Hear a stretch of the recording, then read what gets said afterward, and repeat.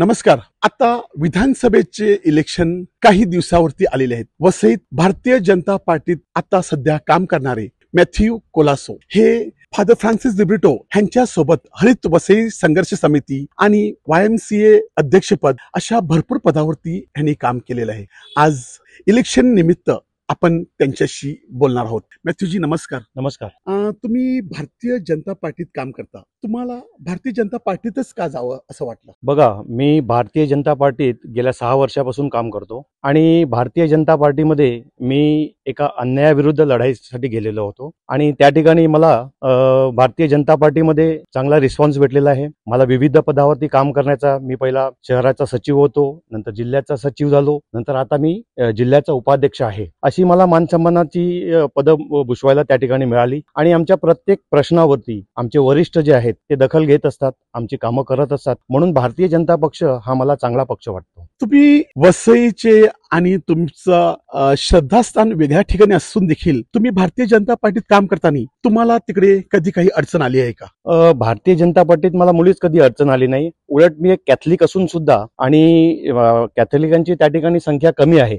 परंतु मला विविध पदावरती, चांगल्या पदावरती काम करण्याची संधी मिळाली आणि त्या ठिकाणी नेहमी आम्हाला मान सन्मान मिळतं. विशेषतः माझे जे मार्गदर्शक आहेत, जे गुरु आहेत, शेखर धुरी, त्यांनी मला वेळोवेळी सन्मान दिलेला आहे, वेळोवेळी व्यासपीठावर बसण्याची संधी दिलेली आहे, बोलण्याची संधी दिलेली आहे. आणि असं करत असताना मला कुठल्याही प्रकारचं असं वाटलं, म्हणजे कुठल्याही प्रकारचा दुजाभाव असं वाटलेलं नाहीये. त्या ठिकाणी नेहमी मला मानसन्मान मिळालेला आहे आणि ते मलाच नाहीये, काही आमच्या इतर मुस्लिम बांधव जे असतात त्यांना सुद्धा त्या ठिकाणी मानाचं स्थान आहे. आणि मला असं वाटतं की आपल्या वसईमध्ये असे धार्मिक तेढ कधीच नव्हते किंवा यापुढेही नसणार. कारण या वसईमध्ये धर्मावरून कधी झगडे वगैरे किंवा भांडण वगैरे कधी झालेले नाहीयेत. त्यामुळे आम्ही सर्व एक आहोत आणि ही वसईची संस्कृती त्या ठिकाणी व्यवस्थितप्रमाणे चालू आहे, त्याबद्दल शंका नाही. तुम्ही आता भारतीय जनता पार्टीसाठी काम करत आहात.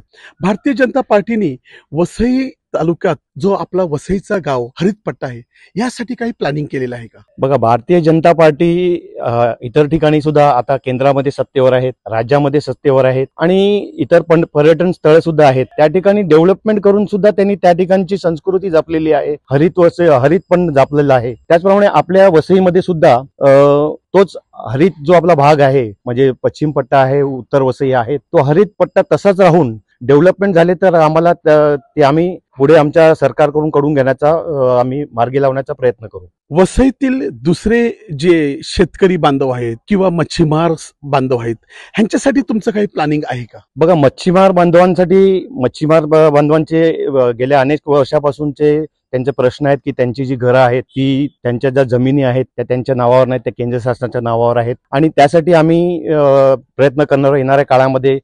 तसं निवेदन आम्ही माननीय उपमुख्यमंत्री देवेंद्र फडणवीस यांना दिलेलं आहे आणि ते त्यावरती विचार करतायत. त्यांची घरं त्यांच्या नावावर झाली पाहिजेत. त्याचप्रमाणे आपल्या वसईमध्ये बरीचशी गावठण घरं आहेत, गावठण जमिनी आहेत, त्या त्यांच्या नावावर नाहीत. हा सुद्धा एक मोठा प्रश्न आमच्या समोर आहे आणि तो प्रश्न सुद्धा आम्ही देवेंद्रजींकडे दिलेला आहे आणि येत्या पुढच्या सरकारमध्ये तो प्रश्न कसा मार्गी लागायचा हे आम्ही विवेक भाऊ पंडित यांच्या मार्गदर्शनाखाली तो आम्ही तडीस नेऊ याची आम्हाला खात्री आहे आणि हा प्रश्न सुटणार आहे. त्याचप्रमाणे वसईमध्ये नळाचा पाण्याचा प्रश्न आहे. अजूनही पश्चिम पट्ट्याला क्षारयुक्त विहिरीचं पाणी पिवं लागतं, त्यामुळे ते नळ जे आहेत, नळाचं पाणी त्यांना उपलब्ध व्हावा. बघा, हे काही मूलभूत सुविधा आहेत त्या स्वातंत्र्याच्या 75 वर्षांनंतर सुद्धा या ठिकाणच्या स्थानिक जनतेला मिळालेल्या नाहीत. त्या मिळवून देण्याचा प्रयत्न आम्ही करणार आहोत. गेली 35 वर्ष या ठिकाणी एका आमदाराचं राज्य होतं, त्यांनी अशा प्रकारचे प्रश्न विधानसभेमध्ये कधीही उचललेले नाहीत. आणि आता मला वाटतं की नरेंद्र मोदींच्या केंद्र सरकारनंतर आता राज्यामध्ये सुद्धा महायुतीचं सरकार येणार आहेत आणि त्यासाठी